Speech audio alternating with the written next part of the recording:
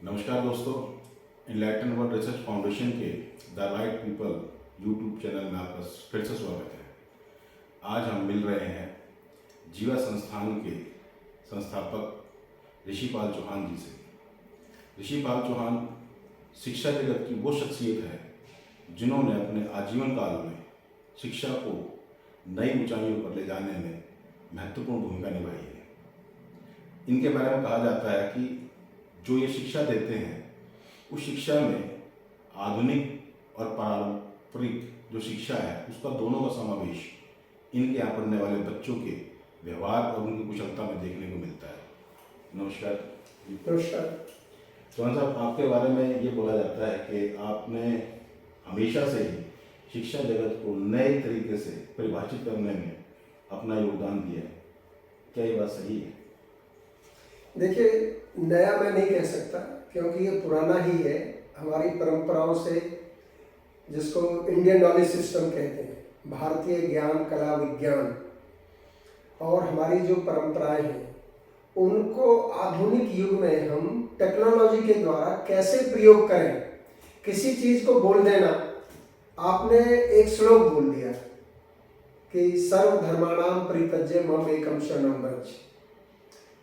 ठीक है, श्लोक मैंने सुन लिया, लेकिन मैं इसको आज के कॉन्टेक्स्ट में, आज के परिवेश में अपने जीवन में कैसे लाभकारी बनाऊं और एफिशिएंट बनाऊं टेक्नोलॉजी के साथ। ये जीवा का उद्देश्य है।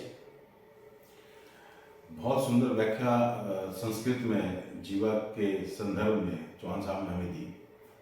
चौहान साहब, एक दूसरे से मुखातिब होते रहेंगे, इसी सब्जेक्ट पे आमने सामने बात करते रहेंगे। कहते हैं कि शिक्षा जो है वो गुरुकुल पद्धति से चल के आई थी और मेघालय के बाद आज के आईटी के ऑनलाइन के तरीके से देश दुनिया में दी जा रही है। इसमें कोई जो बीते दिनों जो शिक्षा के क्षेत्र में जो तब्दीली हुई है उससे आप कितना सहमत हो, कितना सार्थक है ये शिक्षा के क्षेत्र में? गुरुकुल पद्धति की बात करें तब, और जब मेघालय की पद्धति आई थी तब, और आज जब ऑनलाइन पद्धति आई है तब, इस बारे में आपका क्या कहना है? देखिए, जो शब्द गुरुकुल है, गुरु का कुल, गुरु का समाज या गुरु का परिवार, गुरु का परिवार, राइट। जैसे कि एक पिता का परिवार होता है, इसी प्रकार गुरु अपने शिष्यों से एक रिलेशन रखता है। भारत का जितनी भी फिलॉसफी है वो एक चीज पर निर्भर है, संबंध, कि हमारे रिलेशन बहुत अच्छे रहे। इसीलिए हमारे यहाँ वसुदेव कुटुंबकम कि पूरा ब्रह्मांड ही एक परिवार की तरह से है। यह हम कामना करते हैं, सर्वे भवन्तु सुखिनः सर्वे सन्तु निरामयाः। हम ये नहीं कहते कि मैं स्वस्थ रहूं, मैं निरोग रहूं, मुझे कोई समस्या ना आए, नहीं, सभी की बात सभी की बात करते। तीसरी हम बात करते हैं पृथ्वी शांति, अंतरिक्ष शांति। मतलब कब हमारे ऋषि मुनियों ने अंतरिक्ष में शांति की बात कही? वनस्पति शांति, यानी कण कण में शांति हो। अकेला व्यक्ति शांत नहीं रह सकता। तो ये ना तो हम इसको पुरानी शिक्षा पद्धति कह सकते हैं, ना हम इसको गुरुकुल पद्धति कह सकते हैं। ये सनातन है, सदा काल से चली आ रही है, सदा काल चलती रहेगी। जो इस पर चलेगा वो सुख शांति को प्राप्त करेगा। जो इस पर ना चलेगा वो आज अमीर होगा, 3 साल बाद जेल में होगा, 5 साल बाद फिर अमीर होगा, ना उसकी पत्नी उससे डिवोर्स लेगी, बच्चे कहीं रह रहे होंगे, ना उसका जाति उन्नति होगी ना भौतिक। देखिए, उन्नति शब्द पर आते हैं कि जितना भी पाश्चात्य देश ने तरक्की की वो बाह्य तरक्की है, कॉस्मेटिक। जैसे एक है स्थूल शरीर, हमारा ये शरीर है, तो जितनी भी ये तरक्की है केवल शरीर के लिए। उनको मन, बुद्धि, आत्मा, भावना का तो ज्ञान ही नहीं है। मन का मतलब यह माइंड से नहीं है, मन इज नॉट माइंड, राइट।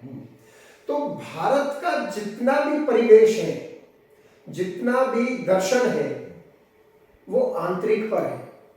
आत्मिक शांति, मनोबल। मनोबल को कैसे बढ़ाया जाए और आत्मिक बल को कैसे बढ़ाया जाए। तो अगर आपकी इनर वेलबींग है, ग्रोथ विद इन है, तो आउटर तो ग्रोथ अपने आप ही होगी।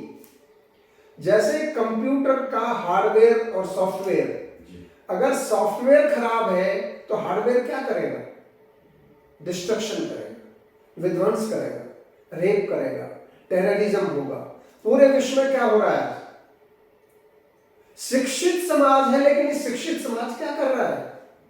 एक दूसरे को खा रहा है, एक दूसरे को मारने के लिए तैयार बैठा है, राइट? तो भारत तो शांति प्रिय देश है, भारत ने तो कभी किसी पर अटैक किया ही नहीं। जो हमारे यहाँ युद्ध भी होते थे तो वो कबड्डी के मैच की तरह होते थे। भाई दिन में लड़ रहे हैं, शाम को फिर एक साथ बैठ के खाना खा रहे हैं, राइट? तो पूरे विश्व में आप ये नहीं पा सकते कहीं। यहाँ तो साथ खाना खा रहे हैं, यूएनओ की मीटिंग हो, किसी की भी मीटिंग हो वर्ल्ड लेवल पर, G7 की हो, केवल ध्यान ये रहता है कि मैं इसकी जेब कैसे काटूंगा।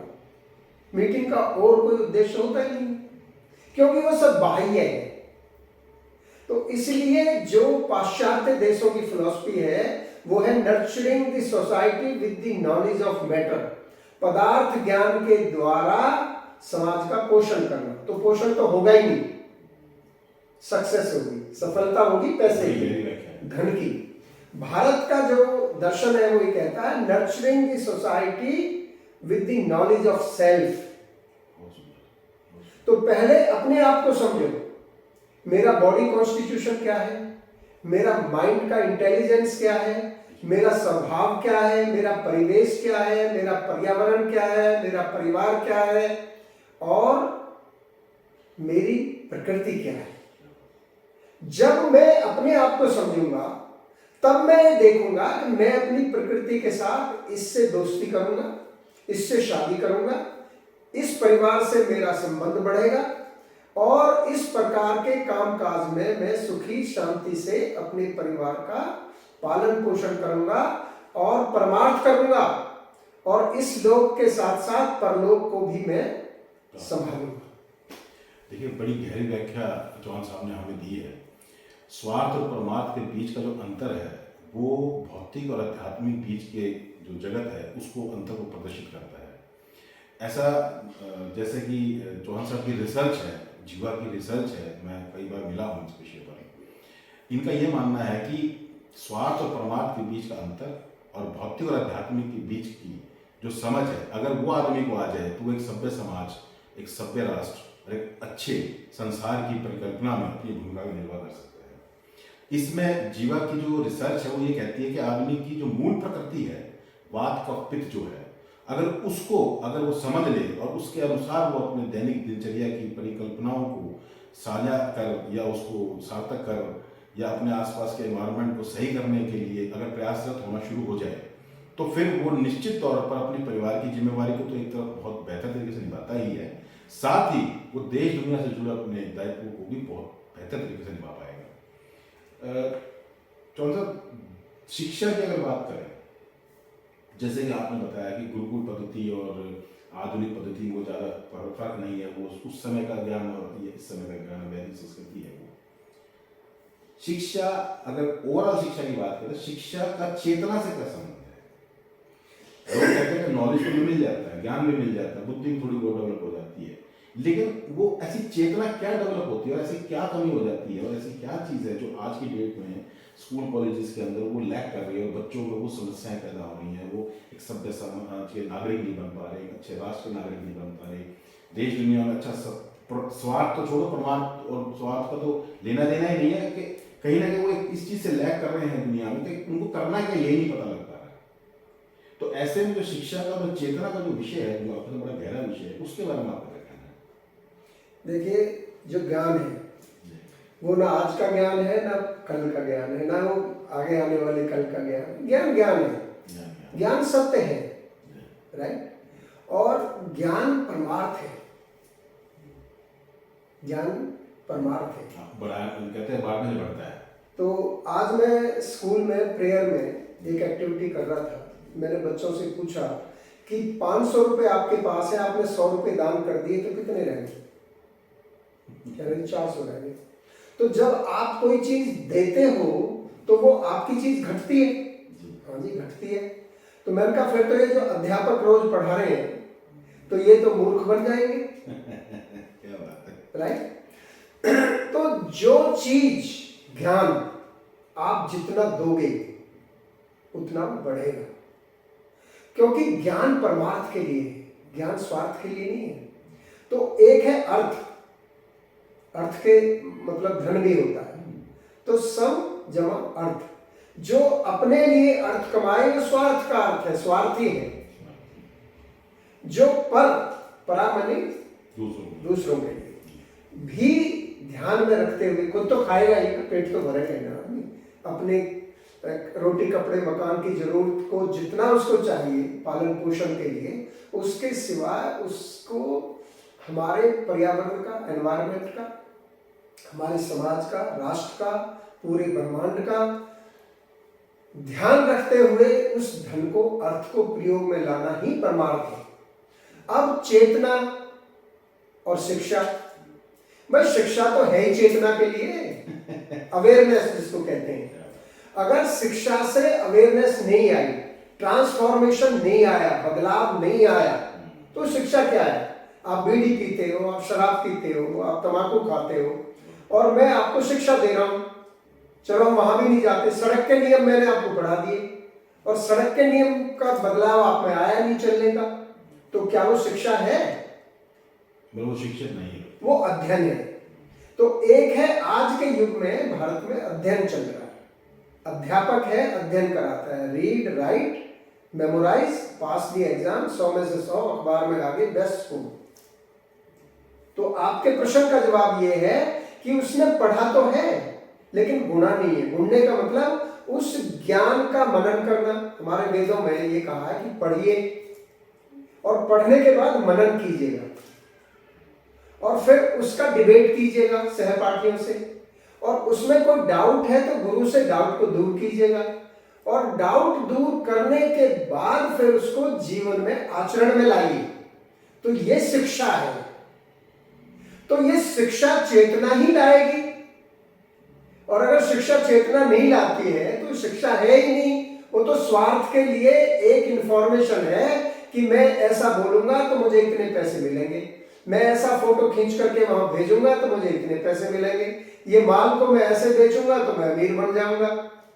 तो ये एक धन को कमाने का कंपटीशन है। ये चेतना तो देती नहीं, ये मन बुद्धि विवेक तक तो पहुंचती ही नहीं। ये सब बाह्य ज्ञान है। देखिए, बड़ी गंभीर चर्चा का विषय है। जिस शिक्षा से हमारे अंदर अंधन तो हमने कर लिया, जिस शिक्षा का हमने, अगर हम उससे एनालिसिस करके कुछ समझ नहीं पाए, उस विषय वस्तु तक पहुंच नहीं पाए, उसका एनालिसिस करने की क्षमता हमारे अंदर जागृत नहीं हुई, तो उसका होना ना होना हमारे लिए बराबर है। हाल ही का एग्जाम्पल देना चाहूँगा। अब से पहले एक इंटरव्यू में मैं कहीं बैठा था, तो वहाँ पर 95-97% में मैनेजमेंट कॉलेज के अंदर उस बच्चे का एडमिशन होने में उसको दिक्कत आ रही थी। तो इससे आप अंदाजा लगा सकते हैं कि भाई जो अंकों का जो गणित है, अगर आप उसको, अगर आप अपनी प्रगति, शिक्षा की प्रगति मानते हैं, अंकों को आप अपना नॉलेज मानते हैं, तो वो तो रट्टे से ही आ सकता है। लेकिन जो चौहान साहब कह रहे हैं, जो जीवा कह रहा है, वो ये कह रहा है कि अगर आपको घी की तरीके से अपने आप को नरिश करना है, बजाय लस्सी के बनने के तौर पर अपने आप को पब्लिक में देने की, अपनी कीमत को बढ़ाना है, तो आपको अपने ज्ञान को मथना होगा। उस ज्ञान को मथने के दौरान जो एक जो गुण विकसित होगा, चाहे वो किसी भी क्षेत्र का क्यों ना हो, चाहे इंजीनियरिंग का हो, चाहे वो डॉक्टर का हो, चाहे वो CA चार्टर्ड अकाउंटेंट के अलावा किसी भी क्षेत्र में जब आप काम करेंगे, तो उस समय वो जो नरिश होकर जो आएगा, वो सबसे ज़्यादा इंपॉर्टेंट है, जिसके लिए जीवा काम करता है। चौहान साहब, ये बात तो सही है कि, लेकिन अब एक चीज़ और देखने में आई है, गुणवत्ता जो एक वर्ड है, चेतना का जो स्तर है, वो तो ठीक है, एक परिभाषा आप जैसे विद्वान ने बड़ी चीज़ सार्वजनिक दी है हमें, और अब से पहले भी किताबों में भी लिखी है, प्रैक्टिकल भी अध्यात्मिक गुरु कराते रहते हैं। प्रॉब्लम क्या आती है जब भीड़ तंत्र बढ़ जाता है, जब पब्लिक बढ़ती है। वैसे बोला जाता है कि इस दुनिया में 800 करोड़ जनसंख्या लगभग होनी चाहिए, और कहते हैं कि 20% का रिसोर्स नेचर ने हमें दे रखा है। हम लाभ अवेश काम करती है नेचर का। क्या पहली बात ये सही है? क्योंकि बोला था ना कभी अनलिमिटेड रिसोर्सेज और लिमिटेड लोगों को भेजा गया था धरती में, तो क्या सही है ये बात? देखिए, रिसोर्सेज की जो प्रकृति है, जो भगवान है, जो जन्म देता है, उसका पूरा इंतजाम करके वो इस पृथ्वी पर, भूमंडल पर भेजता है। तो रिसोर्सेज का मिसयूज करना एक बात है और रिसोर्सेज की कमी होना दूसरी बात है। तो 84 लाख योनियों में ना किसी के लिए भोजन की कमी है, ना घर की कमी है, राइट? ना वो बीमार होते हैं, ना उनके हॉस्पिटल है, ना उनके शिक्षालय है, लेकिन पक्षी सूरज छिपते ही अपने घोंसले में आ जाता है और सूरज निकलने के बाद अपने घोंसले से अपने भोजन की तलाश में निकल पड़ता है। तो वो जो कार जिस काम के लिए बनाई गई है, जिन प्रिंसिपल्स पर बनाई गई है, वो उन प्रिंसिपल्स को फॉलो करते हैं। शेर घास नहीं खाता, हाथी मीट नहीं खाता, तो वो अपने जीवनचर्या, दिनचर्या, ऋतुचर्या, बच्चे कब पैदा करने हैं, सेक्स कब करना है, खाना कब खाना है, कब सोना है, कब उठना है, सब निश्चित है। अब मनुष्य आ जाइए, जिसको भगवान ने बुद्धि दी, राइट? उसके लिए स्कूल है, उसके लिए स्कूल की क्या आवश्यकता है? उसके लिए हॉस्पिटल है, वो बीमार क्यों हो रहा है, राइट? तो उसमें चेतना है ही नहीं, उसने अपना पूरा सिस्टम चेतना के अगेंस्ट डेवलप कर दिया। सड़कें बना दो, अब जहां सड़क बन गई, पक्का फर्श बन गया, तो पृथ्वी तो सांस नहीं लेगी। मकान बना दिया, प्लास्टर कर दिया, पेंट कर दिया, ये बिल्डिंग ब्रीथ कर ही नहीं रही, तो प्राणवायु है ही नहीं। मैं खुश हो रहा हूं, मैंने डेवलपमेंट कर ली। मैं 65वीं मंजिल पर रहता हूं, कहते हैं 45 फुट से ऊंचा अगर मनुष्य रहता है तो उसकी वे ऑफ थिंकिंग ही बदल जाती है। तो मैं खुश हो रहा हूं कि मैं तो ऊंचाई पे रह रहा हूं। तो जितना भी हम काम कर रहे हैं वो प्रकृति के अगेंस्ट कर रहे हैं। तो प्रकृति स्वतः ही सेल्फ हीलिंग है। कहते हैं ना कि अर्थ डे, पृथ्वी को बचाओ, पर्यावरण दे, पर्यावरण को बचाओ। अरे पर्यावरण तुम्हें बचाएगा, तुम पर्यावरण को बचाओगे, तो तुम पर्यावरण को नष्ट कर रहे हो। हर पल हर क्षण मनुष्य पर्यावरण को नष्ट कर रहा है, चाहे वो हवाई जहाज चला रहा है, चाहे वो कार चला रहा है, चाहे वो इंटरनेट चला रहा है, मोबाइल चला रहा है, एसी चला रहा है, फ्रिज चला रहा है, कुछ भी कर रहा है, वो पर्यावरण के अगेंस्ट जा रहा है। हमारे ऋषि मुनियों ने कार नहीं बनाई, उन्होंने उड़न खटोले बनाए जो प्राण शक्ति से उड़ते थे। वो भी मंगल ग्रह पर जाते थे, वो भी इंद्र के पास धनुर अर्जुन जो गए वहां जाते थे, तो उनके भी युद्ध होते थे आकाश में। लेकिन जो पेट्रोल तुम्हारा धुआं फेंकता है, लेड फेंकता है, वो ऐसे यंत्र कोई नहीं बनाते थे। जो पर्यावरण के अगेंस्ट हो वो काम करते थे कि सुबह उठ करके हवन यज्ञ करो। तो 10 ग्राम गाय के घी से अगर आप यज्ञ करते हैं तो 1.5 टन ऑक्सीजन बनती है। तो भारत में प्रतिदिन हर घर में हवन होता था। तो प्राणवायु इतनी अच्छी है तो आदमी बीमार कैसे हो जाएगा? अब पॉल्यूशन जा रहा है 343, 400 होना चाहिए 50 से नीचे, तो हर आदमी को दमा, खांसी, खर्रा, बीमारी, लंग्स, फेफड़े सब गल जाएंगे। फिर कह रहे हैं हमने तरक्की कर ली, राइट? एनवायरमेंट डे बनाओ। भौतिक तरक्की की आड़ में या भौतिक तरक्की की अवज में जो चीज़ें हमने समाज में, देश में, दुनिया में, ब्रह्मांड में और खासकर पर्यावरण में फैलाई है, उस पर तुरंत रोक रखने की जरूरत है। डे मनाने से काम नहीं चलेगा, संकल्प लेने से काम चलेगा। चौहान साहब यही हमें आगाह करना चाहते हैं। प्राण वायु से कभी उड़न खटोले चला करते थे, आज लेड की या किसी प्रकार के केमिकल की उस संयंत्र को चलाने के दौरान जो पोल्यूशन हो रहा है उसमें बहुत बड़ा डिफरेंस आया है। मेरा प्रश्न यही है चौहान साहब से कि जो गुणवत्ता है किसी चीज़ की वो इसलिए भी घट जाया करती है, जो हम रिसर्च आने से बोलते हैं। जब भीड़ बढ़ जाए तो गुणवत्ता बढ़ जाती है। जैसे आप शिक्षा के क्षेत्र में एक टीचर अगर 40 की बजाय 400 बच्चों को पढ़ाएगा तो नेचुरल उसकी गुणवत्ता कम होगी। समाज में तो छोड़े, अगर आप राष्ट्र और देश दुनिया की बात करें तो 800 करोड़ जनसंख्या होगी और उसके रिसोर्स जो है वो कम लोग उसकी कम के लिए, और हम 800 की जो ब्रॉड एंड बॉटम की समस्या पैदा होगी। तो ऐसे में जो आप जैसे विद्वान हैं, आप जैसे जो शिक्षाविद हैं, जो एक नेचर के ऊपर पक्ष में अच्छे तरीके से मानव बन के काम करना चाह रहे हैं और कर रहे हैं, उसके लिए एक समस्या ये हो जाती है कि वो गुणवत्ता के क्षेत्र में जब बात करता है तो वो घी समझ में नहीं आता लोगों की नेचुरल कि ये ओरिजिनल भी है कि नहीं, उसका हजमा खराब हो जाता है। तो ऐसे में क्या ऐसा कोई तरीका नहीं है? समाज से भी मैं पूछना चाहूँगा, क्या जब 400 जो स्कूल का एक बच्चा क्लास में बैठेगा और उसको एक टीचर पढ़ाएगा और वो 40 को अगर पढ़ाएगा तो नेचुरल उसकी गुणवत्ता में फर्क आएगा। ऐसे ही समाज में, देश दुनिया में 800 करोड़ की जनसंख्या हो चुकी है, तो ऐसे में 800 करोड़ की जो ब्रॉड एंड बॉटम की समस्या है उसके लिए जो गाड़ी घोड़ा बंगला कोठी जो भी जरूरत के सामान है, नेचुरल वो जरूरत चाहिए। ऐसे में उस तरह की समस्या के समाधान के लिए उन लोगों को आगे आने की जरूरत है।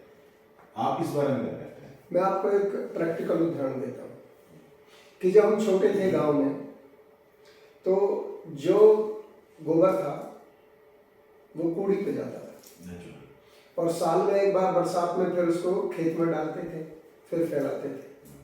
ऑर्गेनिक खेती होती है, राइट? तो पूरे भारत में ही ऑर्गेनिक खेती होती थी। सुबह दूधिया निकालेगा और डिस्ट्रीब्यूट कर देगा, शाम तक कंज्यूम हो जाएगा, कोई फ्रिज की जरूरत ही नहीं। किसान सब्जी ले जाएगा सुबह मंडी में, शाम तक बिक जाएगी, राइट? तो सुबह भोजन बनेगा, दोपहर को बनेगा, शाम को बनेगा। सात्विक भोजन, सात्विक विचार, जैसा खाइए अन्न वैसा भी हो। अब ये जो डेवलपमेंट है वो खाद ले आया कि भाई इसमें ज्यादा फसल होगी। फसल तो ज्यादा होगी पर उसमें कोई विटामिन नहीं है। जब जमीन में विटामिन सी है नहीं और मैं आंवले का पेड़ उगा रहा हूँ खाद डाल के, तो आंवले में विटामिन सी है ही नहीं। हमारे साथ हुआ जापान में, हमने आंवले का चूर्ण भेजा, उन्होंने टेस्ट किया, कहते हैं इसमें तो विटामिन सी इतना है ही नहीं, क्योंकि भूमि में ही नहीं है। अब पानी का स्तर क्यों गिरता जा रहा है? क्योंकि जो कार्बन कंटेंट है भूमि में वो कम हो रहा है, तो रेतली हो रही है। तो जो 20 फुट का पाइप लेकर के हमने हैंडपंप गांव में लगाया हुआ है, तो अब 300 फुट पर भी पानी नहीं है।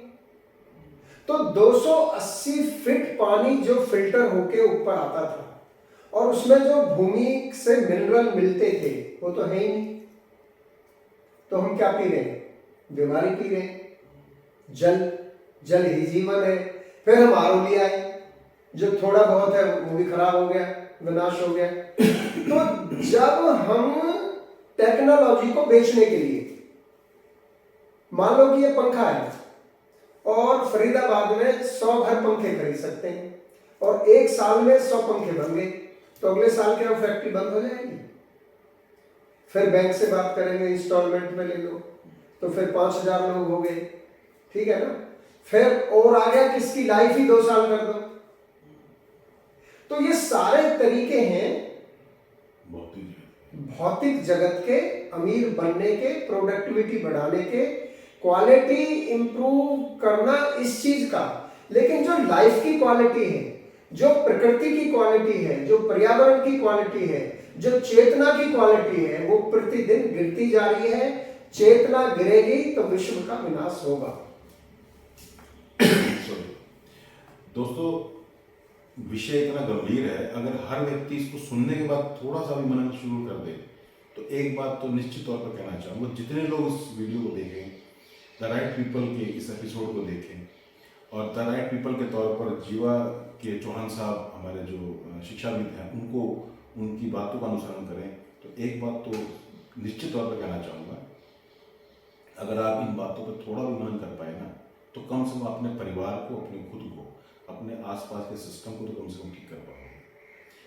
चौहान साहब सिर्फ एक ही बात कहना चाहते हैं बार बार आप लोगों से, ये बरसों से इसी काम में लगे हुए हैं, मूल प्रकृति के ऊपर काम करते हैं, बच्चों की मूल प्रकृति पे काम करते हैं, उनकी शिक्षा को, उनके ज्ञान को तो जो दे ही रहे हैं, लेकिन उसको बेहतर तरीके से कैसे दिया है, ये इनका एक मेन संकल्प रहा है।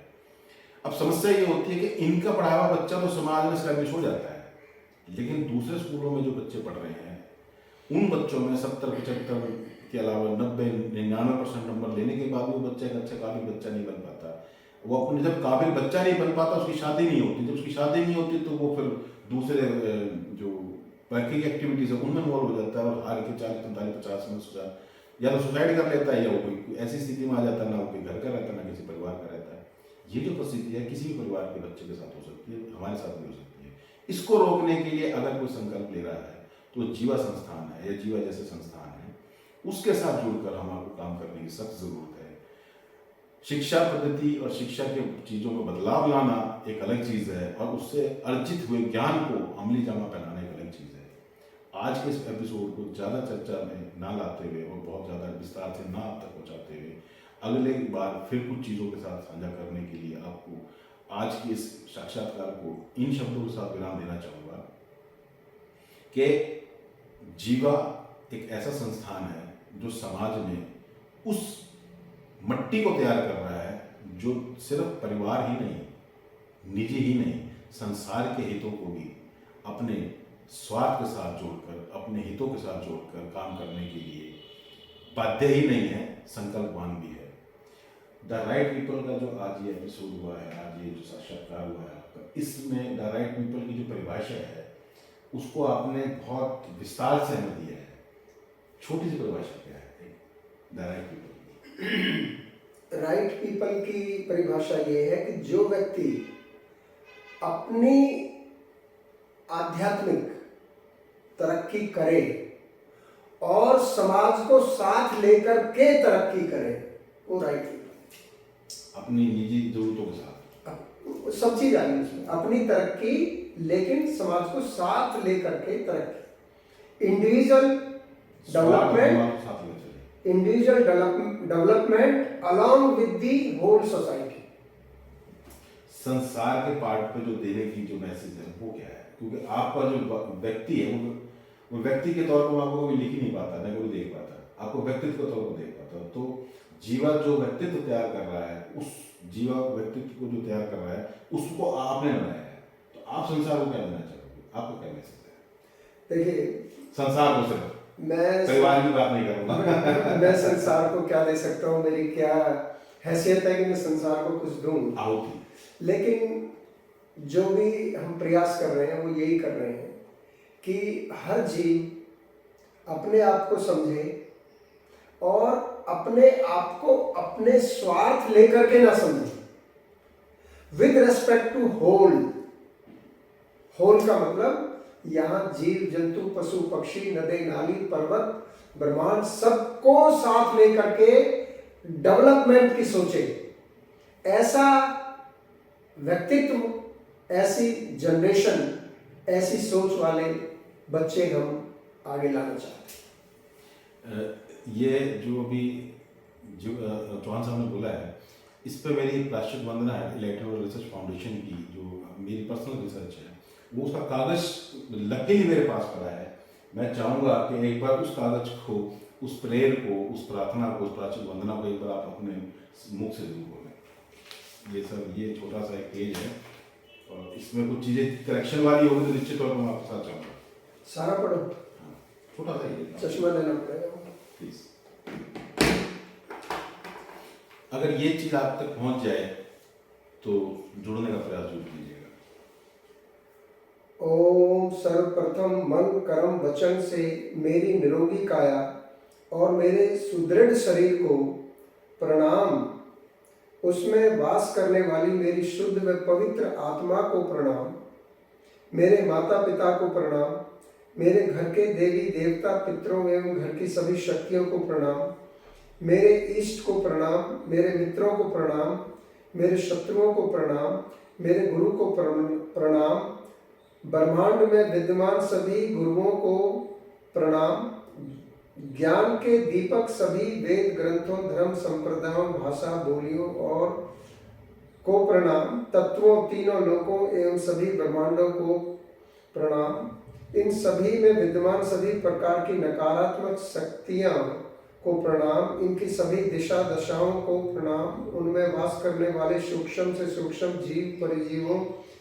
जंतुओं पर जंतुओं, छोटे से छोटे, बड़े से बड़े, पशु पक्षियों, प्राणियों, पेड़ पौधों, वनस्पतियों, ग्रह नक्षत्रों, पहाड़ों, खनिज, लवण, धातुओं, स्रोतों सहित प्रकृति के सभी प्रकार के रंग रूपों को स्नेहपूर्वक प्रणाम।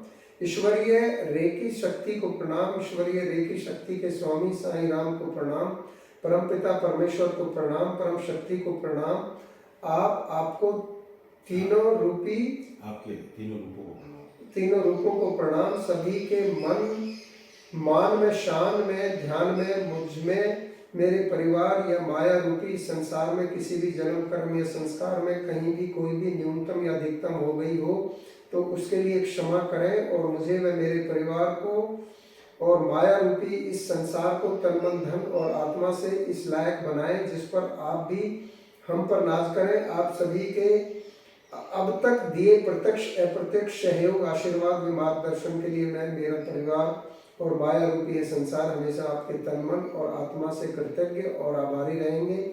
पंच तत्वों ब्रह्मांड, परमपिता परमेश्वर, परम शक्ति, उनके तीनों रूपी, उसकी तीनों रूपों को हम आह्वान करते हैं कि जिस किसी ने भी किसी भी रंग रूप कर्म में संस्कार में अब से पहले पंच तत्वों का प्रयोग दुरुपयोग किया हो, आज के बाद कोई भी पंच तत्वों का किसी भी रंग रूप या संस्कार में इन सभी का प्रयोग या दुरुपयोग करे, उनकी मन, बुद्धि और आत्मा आज और इसी क्षण से चेतन हो जाए और वह आज और इसी क्षण से पंच तत्वों, परमपिता परमेश्वर, परम शक्ति और उसके तीनों रूपों की सेवा में लग जाए। आप सभी की कृपा का हमें न तो कोई कभी कोई अहम हो और न ही कोई वहम हो।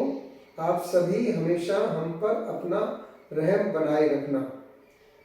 पर ब्रह्म ओम ब्रह्म गुरुवै नमः। तो ये जो मैंने कहा था एज ए होल, उस होल को आपने पूरा एक्सप्लेन कर दिया कि वो होल क्या है।